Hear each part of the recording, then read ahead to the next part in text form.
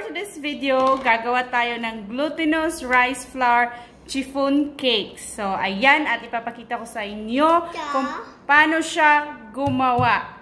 So, stay there!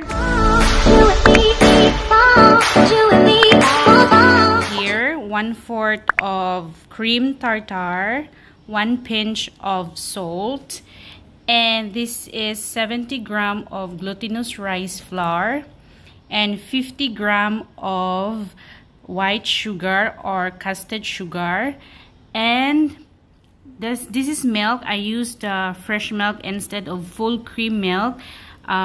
This is 50 gram also, and this is the oil. I use of olive oil instead of corn oil.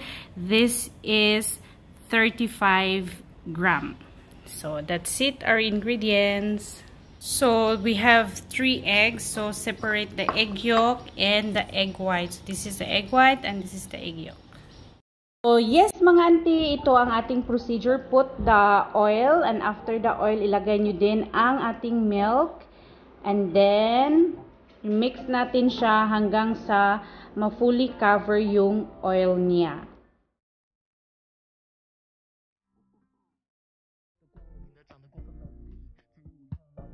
So, after nyo ihalo yung milk at saka yung oil, ayan, ilalagay na natin ang ating glutinous rice flour. Ayan siya, at ihaluin natin siya ng maigi din.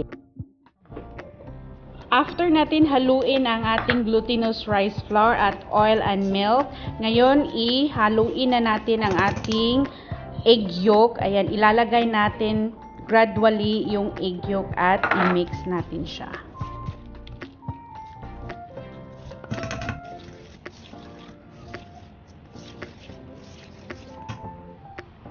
So, ayan na mga auntie, nahalo na natin siya ng maigi. So, ganito yung magiging hitsura niya. Smooth yun. Ayan, magiging smooth siya.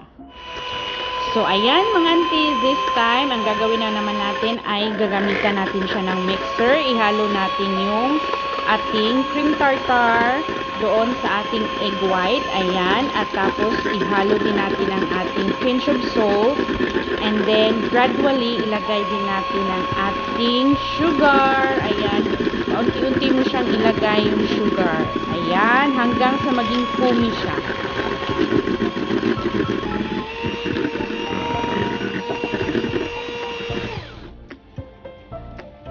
Ayan na, ready na siya. Naging foamy na siya mga auntie. So mga auntie, after naging foamy siya, ayan, ilalagay natin siya gradually doon sa ating glutinous na minix. Ayan, ilalagay natin siya gradually and slowly yung pagka-mix niya. Huwag yung masyadong mabilis, because if you do mix faster, the tendency of that is there's some air on it. So just slowly mix.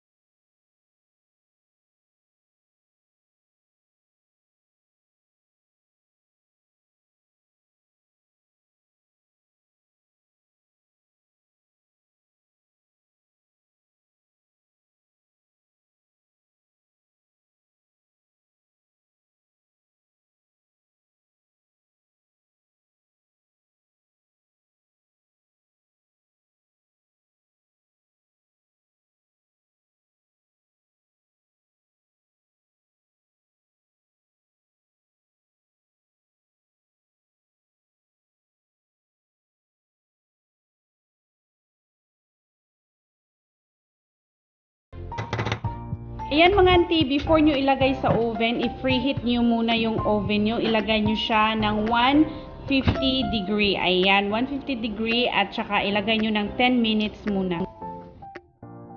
So, after 10 minutes mga auntie, kunin nyo siya, buksan nyo siya, at maglagay kayo ng slice dyan sa gitna. Parang, it's depend on nyo kung ilang slices yung gagawin nyo. Ginilagyan ko siya ng 6 na slice. Ayan. At tapos, ibalik nyo siya, i-bake nyo ulit ng 30 minutes. And after 30 minutes, ayan, luto na siya. Try natin. Wow! Ayan, ito na siya mga auntie.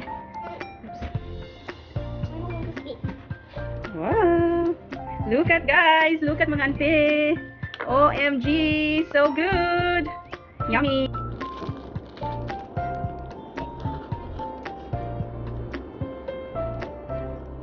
Fish product. OMG, look, it seems to be perfect. It's so good. You see?